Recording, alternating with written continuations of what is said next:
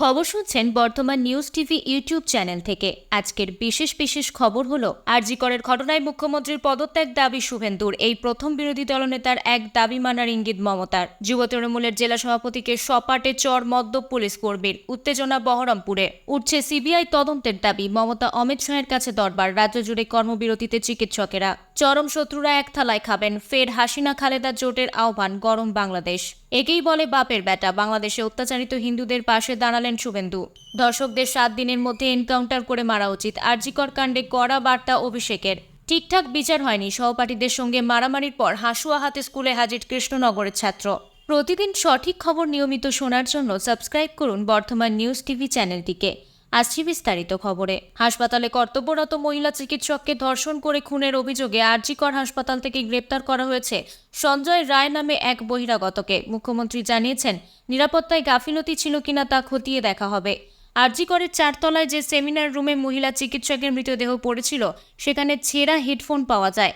এছাড়াও 2 ও 3 তলার মধ্যে থাকা করিডোরে সিসিটিভিতে রাত 2টোর পরে সঞ্জয় রায়কে দেখতে পাওয়া যায়। পরে পুলিশ আধিকারিকরা খোঁজ নিয়ে জানতে পারেন সঞ্জয় রায় রোগী ভর্তি করে থাকে, ফলে তিনি বহিরাগত হলেও হাসপাতালে পরিচিত মুখ। জিজ্ঞাসাবাদে সঞ্জয় রায় জানায়, সে রাতে রোগীর কাছে গিয়েছিল, কিন্তু নির্দিষ্ট রোগীকে পুলিশ জিজ্ঞাসাবাদে জানতে পারে সঞ্জয় রায় ওই রাতে সেখানে যায়নি। এরপর বক্তব্যে অসঙ্গতির জেরে সঞ্জয় রায়কে গ্রেপ্তার করে লালবাজারে নিয়ে যাওয়া হয়। এদিন সকাল থেকে বিভিন্ন হাসপাতালের জুনিয়র চিকিৎসকরা কর্মবিরতি পালন করছেন। এ ব্যাপারে মুখ্যমন্ত্রী জানিয়েছেন, তিনি চিকিৎসকদের দাবির সঙ্গে সহমত। শুক্রবার চিকিৎসকদের সব দাবি মানা হয়েছে বলে জানিয়েছেন তিনি। আর শনিবার চিকিৎসকদের করা দাবি মানার ইঙ্গিত করেন তিনি। মুখ্যমন্ত্রী জানিয়েছেন, অভিযুক্তের বিচার করা হবে ফাস্ট ট্র্যাক কোর্টে। তিনি বিরোধী হলেও এই ঘটনায় ফাঁসির পক্ষে। তিনি আরও বলেন, সরকারের কিছুই লুকোনোর নেই, তাই যে কোনো সংস্থাকে দিয়ে এই ঘটনার তদন্ত করানো যেতে পারে। প্রসঙ্গত, শুক্রবার বিরোধী দলনেতা শুভেন্দু অধিকারী দাবি করেছিলেন, আরজি করে তরুণী চিকিৎসককে শারীরিক নির্যাতন করে খুনের ঘটনায় সিবিআইকে দিয়ে তদন্ত করাতে হবে। তিনি বলেছিলেন, রাজ্য সরকার সিবিআই তদন্তের নির্দেশ দেবে না, তাই প্রয়োজনে মৃতার পরিবারকে আদালতে যাওয়ার আবেদনও করেন তিনি। আর এদিন শুভেন্দু অধিকারী দাবি করেছেন, ওই ঘটনায় মুখ্যমন্ত্রীর পদত্যাগের পাশাপাশি কলকাতার পুলিশ কমিশনার বিনীত গোয়েলকে সাসপেন্ড করতে হবে। প্রিয় দর্শক, আমরা এই ভিডিওটিতে 2000 লাইক ও 1000 সাবস্ক্রাইবার টার্গেট করেছি, তাই আমাদের টার্গেটটি সম্পূর্ণ করবেন এবং কোন জেলা থেকে দেখছেন কমেন্ট করে জানাবেন। আসছি পরবর্তী খবরে। ফলের দোকানের সামনে গাড়ি রাখাকে কেন্দ্র করে গন্ডগোলের জেরে যুব তৃণমূল কংগ্রেসের জেলা সভাপতিকে প্রকাশ্যে চড় মারলেন একজন মদ্যপ পুলিশ আধিকারিক।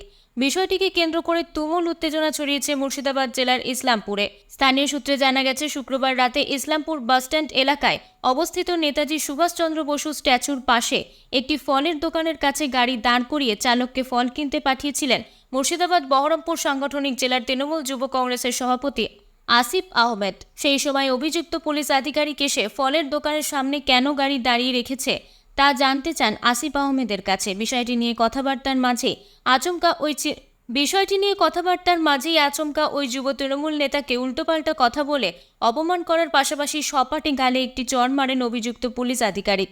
বিষয়টির খবর জানাজানি হতেই বিভিন্ন এলাকা থেকে ইসলামপুর বাসস্ট্যান্ডে এসে জমায়েত করেন তৃণমূলের কর্মী সমর্থকরা।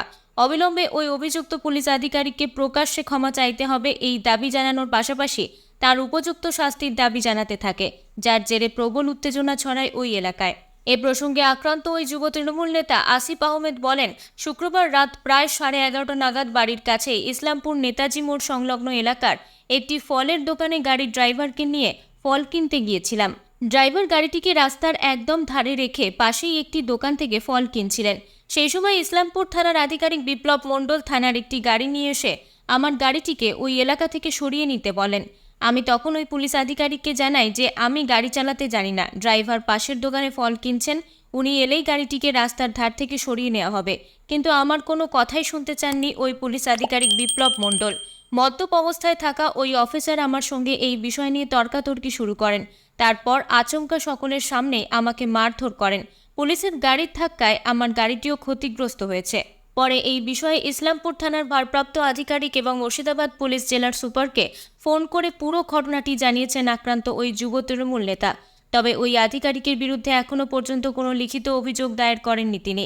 এদিকে এই প্রসঙ্গে বহরমপুর পুলিশ জেলার এক আধিকারিক জানিয়েছেন, প্রাথমিক তদন্তে জানতে পেরেছি বিপ্লব মণ্ডল নামে ওই আধিকারিক মদ্যপ অবস্থায় কর্মরত ছিলেন। এই ঘটনার পরই তাকে বহরমপুরের পুলিশ লাইনে ক্লোজ করা হয়েছে। আরজিকর কাণ্ডের প্রতিবাদে জরুরি পরিষেবা ব্যতি রেখে কর্মবিরতির ডাক একের পর এক হাসপাতালে। কর্মবিরতি CNMC, Kolkata medical college, NRS, এসএসকেএমও কর্মবিরতি, জেলার হাসপাতালেও। আরজিকরের ঘটনার প্রকৃত তদন্তের দাবিতে বাঁকুড়া সম্মিলনী মেডিকেল কলেজে এমার্জেন্সি পরিষেবা সচল রেখে বাকি পরিষেবার ক্ষেত্রে কর্মবিরতি ও অবস্থান বিক্ষোভ শুরু করেছেন জুনিয়র ডাক্তারেরা। অবস্থান বিক্ষোভে সামিল হয়েছেন মেদিনীপুরের মেডিকেল কলেজ হাসপাতালের জুনিয়র ডাক্তারেরাও। হাসপাতালের সুপার অফিসের সামনে অবস্থান বিক্ষোভে বসেন তারা। অন্যদিকে ঘটনার জল গড়িয়েছে দিল্লিতেও। দেশের সব ডাক্তার অ্যাসোসিয়েশনকে এই ঘটনার প্রতিবাদে নামার আবেদন জানিয়েছে এমসআরডিএ। ইতিমধ্যে এমসআরডিএর তরফে নিরপেক্ষ তদন্তের দাবি জানানো হয়েছে বিবৃতি দিয়ে।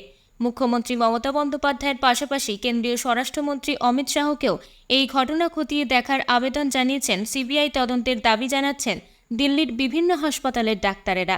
কলকাতা মেডিকেল কলেজে চলছে কর্মবিরতি। বহির্বিভাগ সম্পূর্ণরূপে বন্ধ করে দেওয়া হয়েছে। সকাল থেকে কিছুটা সময় খোলা থাকলেও 1 ঘন্টার কাছাকাছি সময় ধরে বন্ধ বহির্বিভাগ।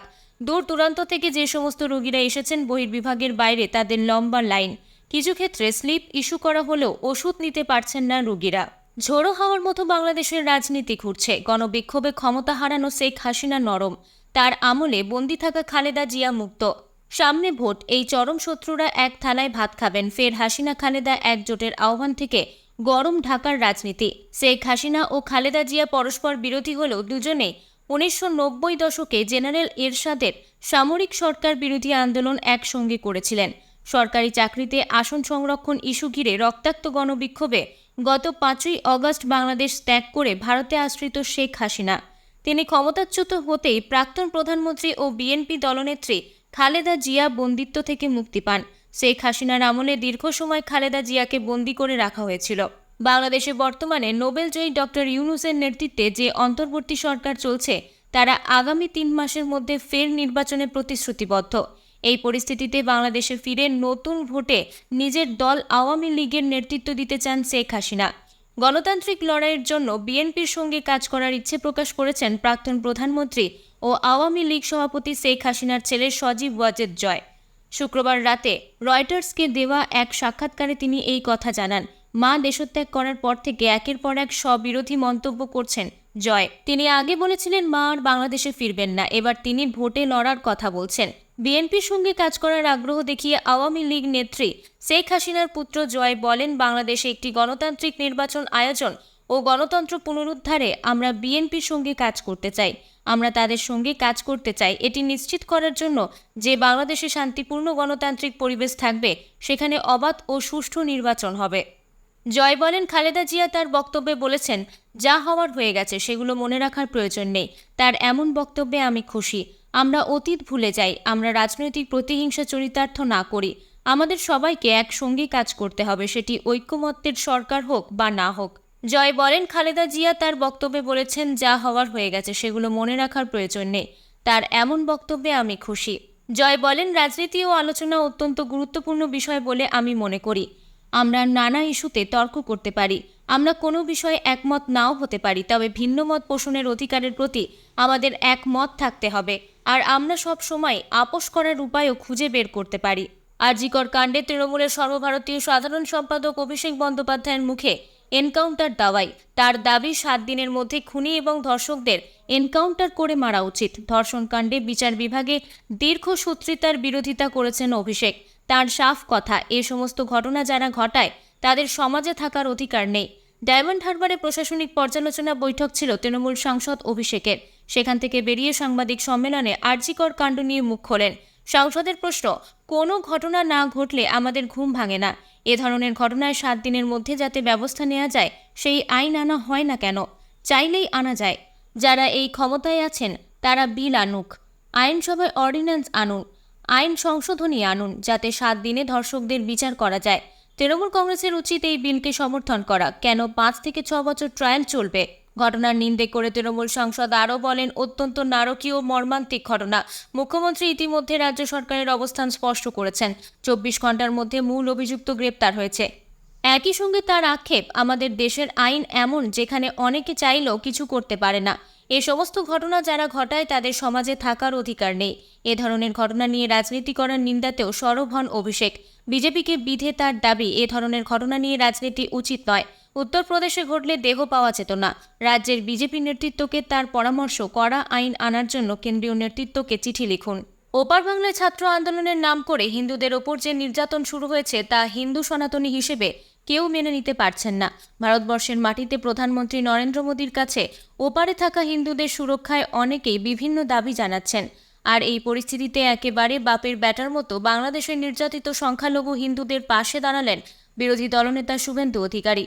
প্রসঙ্গত, এদিন সংবাদ মাধ্যমের সামনে এই ব্যাপারে বড় দাবি করেন রাজ্যের বিরোধী দলনেতা শুভেন্দু অধিকারী। তিনি বলেন, বাংলাদেশে যারা সংখ্যালঘু হিন্দু তাদের পাশে একজন হিন্দু সনাতনী হিসেবে আমি আছি। পাশাপাশি বাংলার হিন্দুরা, আসাম, ত্রিপুরা, যেখানে যারা সনাতনী হিন্দু আছেন তারা সকলেই ওপার বাংলায় সংখ্যালঘু হিন্দুদের পাশে আছি। একাংশ বলছেন, এই কথা বলার জন্য বুকের পাটা থাকা চাই, কিন্তু কোনো রকম ভোট ব্যাংকের দিকে না তাকিয়ে হিন্দু সনাতনীদের রক্ষা করতে ওপারে যারা নির্যাতনের শিকার হচ্ছেন প্রতি মুহূর্তে তাদের পাশে দাঁড়িয়ে বাপের ব্যাটার মতো প্রকৃত হিন্দু সেবক হিসেবে নিজেকে পরিচয় দিলেন শুভেন্দু অধিকারী। সহপাঠীর মধ্যে গণ্ডগোল হয়েছিল, তাতে নাকি এক ছাত্রের পক্ষ নেন শিক্ষক। ওই ছাত্রের পরিবার শাসক দলের ঘনিষ্ঠ হওয়ায় শিক্ষকেরা পক্ষপাতমূলক আচরণ করেছেন, এমনই অভিযোগ করে স্কুলের ভিতরে ধারালো অস্ত্র নিয়ে হাজির হলো আক্রান্ত ছাত্র। তার সঙ্গে ছিল বেশ কয়েকজন সহপাঠী। ওই খবর পেয়ে দ্রুত স্কুলে গিয়ে তাদের নিরস্ত করল পুলিশ। কৃষ্ণনগরের দইয়ের বাজার উচ্চ বিদ্যালয়ে শুক্রবার দুই ছাত্রের গণ্ডগোল হয়। তারা দুজনেই দশম শ্রেণীর ছাত্র। স্কুলেই হাতাহাতিতে জড়িয়েছিল দুজন। একজনের মারে দ্বিতীয় ছাত্র এতটাই আঘাত পায় যে তাকে হাসপাতালে ভর্তি করাতে হয় বলে এক পক্ষের দাবি। ওই ঘটনায় হস্তক্ষেপ করেন স্কুল কর্তৃপক্ষ, কিন্তু সেখান থেকেই শুরু হয় গণ্ডগোল। আক্রান্ত ছাত্রের অভিযোগ, বারবার অভিযোগ জানিয়েও শিক্ষকদের কেউই নিরপেক্ষভাবে ঘটনার তদন্ত করেননি। এর প্রতিবাদে কিছুক্ষণ পর ধারালো অস্ত্র নিয়ে স্কুল প্রাঙ্গণে হাজির হয় ওই আক্রান্ত পড়ুয়া। হাসুয়া হাতে নিয়ে ছাত্রের স্কুলে ঢোকার দৃশ্য ধরা পড়ে সিসিটিভিতে। সঙ্গে সঙ্গে স্কুলের তরফ থেকে খবর যায় পুলিশের কাছে। পুলিশ এসে পরিস্থিতি নিয়ন্ত্রণে আনে। এরপর ঘটনার বিস্তারিত বিবরণ দিয়ে পুলিশের কাছে অভিযোগ দায়ের করেছেন স্কুল কর্তৃপক্ষ। অন্যদিকে আক্রান্ত ছাত্রের অভিযোগ, বারবার প্রধান শিক্ষক সহ অন্যান্য শিক্ষকের কাছে অভিযোগ জানানো হলেও অভিযুক্তের বিরুদ্ধে কোনো ব্যবস্থা নেওয়া হয়নি, বরং প্রভাব খাটানো হয়েছে। যদিও ওই অভিযোগ উড়িয়ে দিয়েছেন স্কুল কর্তৃপক্ষ। কিভাবে ধারালো অস্ত্র নিয়ে স্কুলে হাজির হলেন ছাত্র, সেই প্রশ্ন উঠেছে। এই ঘটনায় কার্যত হতবাক হয়ে পড়েন শিক্ষকেরা।